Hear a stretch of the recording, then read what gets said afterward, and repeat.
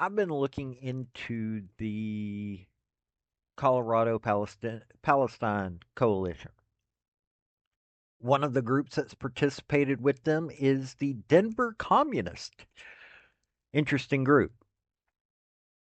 And I was watching some stuff online on different groups like this, and all of a sudden it pops up a video, and I got to see that somewhere in a longer video that there is a interesting thing that people need to hear. So I've got it here for you. You've got to hear this. This is how they plan on handling the revolution, so to speak. And if you don't, Denver Communist, not that large of a group, they get their funds in the most capitalist way possible via Patreon. Um, they were originally part of something known as International Socialist Organization. When that group collapsed, they went out on their own. They're teamed up with the Seattle Revolutionary Socialist and Boston Revolutionary Socialist. So let's let you hear this short clip real quick. And it really is. It's just a short clip. But they say the quiet part out loud. Also, if you don't mind, I'm getting close to 500, trying to get my hours, which my hours are like around 60 something hours, and I need like four more people.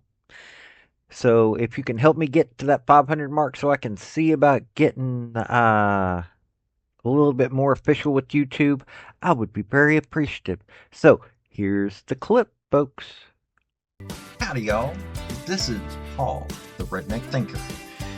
What we have here is a channel to communicate. I want you folks to be thinking by the time you leave my videos. Why? Because I'm tired of people talking via what other people tell them to think. So, watch my video and enjoy the chance to think for yourself. Engage in democratic debate and how to control and run society for themselves. Furthermore, in most cases, violence is going to decrease working class participation. It causes people to stand back, to become fearful, or to think that the activists currently engaging in violence or the guerrilla army are going to do it for them rather than them becoming a part of the process. So, you know, none of this is to say that we disagree with the use of violence, for a revolution. It would be completely utopian for us to think that we could overthrow the government without guns. That would just be nonsense. But our perspective is that we need to organize among the rank and file of the military, because the rank and file of the military have guns already, and they don't derive any material benefits from being in the military. And we call to organize them and say to turn their guns instead of at us towards their superiors. Yeah. And this comes from the Russian Revolution, which, the Russian army the rank and file of the Russian army actually turned their guns on the commanders. Don't you like it when they say the quiet part out loud?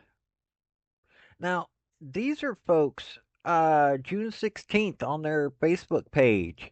Over the weekend, friends in LA requested support during protest and police violence, so we drove out a load of first aid supplies to support on the ground effort of resistance. After dropping off our supplies at distribution spot, we joined about 50 people. So they had a distribution spot, and they've got all these folks bringing this stuff in. They've got 50 people in LA. So see, this is what's going on in LA. Think about that for a second. Now this group, they've got, okay, February 24th. This is from Influence Watch. That past thing was from Facebook. In February 2024, Denver Communists joined a march in Denver sponsored by the Colorado Palestine Coalition. Think about that. Colorado, where that dude was using Molotov cocktails and a homemade flamethrower on Jewish folks. Denver Communist Instagram account posted a photo of their member carrying "Globalize the Intifada" banner with accompanying post saying that only when the U.S. is overthrown or so weakened that it cannot aid the Israeli state will Zionism end. In 2024, Denver Communists joined the March on DNC event sponsored by the International League of People's Struggles, an international movement founded by the leader of the Communist Party of the Philippines that combines elements of Marxism, Leninism, and Maoism. In The Atlantic, left-of-center writer Michael Powell called the protest impressively daft and drew historic parallels with the violent protests of 1968 Chicago Democratic National Convention that were widely seen to have helped elect Republican Richard Nixon. So, yeah, this is that group. I just thought I would bring this clip in. This is one of the more interesting groups, and I'm going to have a link down below to the. If you want to hear the entire thing, the entire video is Maoism, a revolutionary socialist critique. They're attacking Maoism. I've got a link. I'm going to have a link down below so you guys can listen on your own. And actually, at the beginning, I will give them this much credit. At the beginning, they give valid history. They actually give valid history. And then they give a pretty interesting critique about why they dislike Maoism. I don't agree with a lot of what they're talking about in the video, but hey, it's an interesting video. This has been Paul, the Redneck Thinker. Y'all have a good day now. Bye. So, folks, that's the story that I wanted to bring you on this video. And I just wanted to say thank you again for coming by.